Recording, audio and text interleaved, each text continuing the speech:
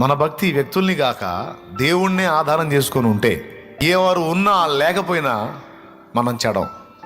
కానీ ఏం చేద్దాం, కొంతమంది భక్తి ప్రోత్సహించే వాళ్ళని బట్టి ఉంటుంది.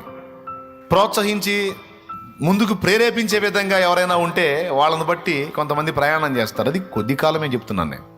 కానీ కొంతమంది జీవితం అంతా అంతే ఉంటుంది.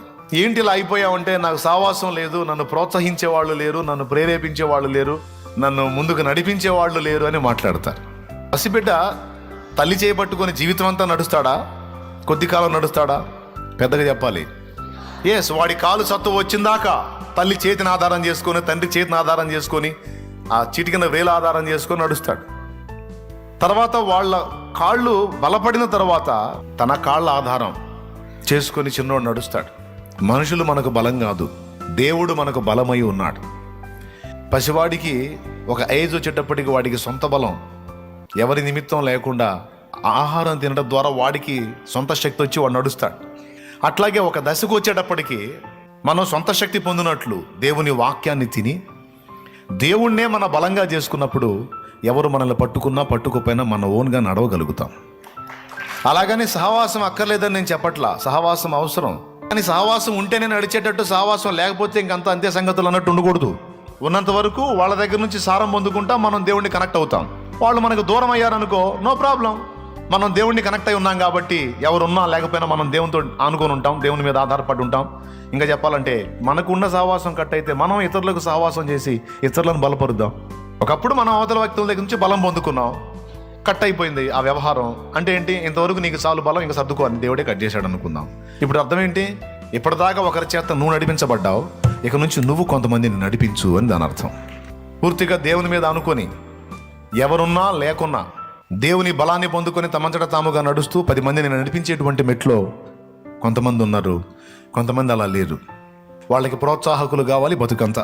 ఆ ప్రోత్సాహకులు వారిని గుర్తించి నువ్వు అంతా, నువ్వు ఇంత, నువ్వు అట్లా, నువ్వు ఎట్లా అని పొగుడుతా, భజన చేస్తా, వాళ్ళకి సమయాలు ఇస్తా, వాళ్ళని ఎంకరేజ్ చేస్తుంటే అప్పుడు లైన్లో ఉంటారు.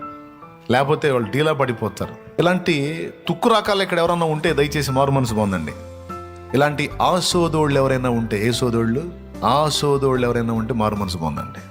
బహుశా ఇక్కడ లేకపోయినా లైవ్లో వీక్షించే వాళ్ళు కానీ తర్వాత వినేవాళ్ళు కానీ ఎవరైనా ఉంటారు, అలాంటి వాళ్ళు కూడా మారు మనసు పొందండి. శుక్రవారం వచ్చింది, ప్రార్థన ఉంటుంది. ఎవరో గుర్తు చేస్తే, ఎవరో చెబితే, ఎవరో ఫోన్ చేస్తే, ఎవరో మెసేజ్ షేర్ చేస్తే కనెక్ట్ అవటం కాదు. ఈరోజు శుక్రవారం నేను దేవునితో గడిపే సమయం, దేవుని వాక్కు అన్న నుండి నాకు వచ్చే సమయం. ఈ సమయాన్ని నేను పోగొట్టుకోకూడదు, నేను అందుబాటులో ఉండాలి. దేవుని వాక్కు నేను అందిపుచ్చుకోవాలి. దానికి నాకెవడో చెప్పాల్సిన అవసరం నేనే.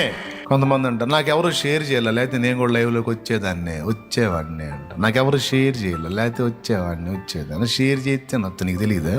మీకు కూడా చెప్తున్నాను, ఎవరన్నా నీకు చెప్తే నీ కళ్ళ ముందు బైబిల్ తీసుకొని పోతే నిన్ను పిలిస్తే వస్తావా, లేకపోతే రావా?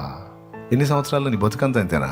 ఆదివారం, శుక్రవారం దేవుడు నియమించినటువంటి నియామక కోటాలు ఎవరో పిలిస్తే వస్తావునా?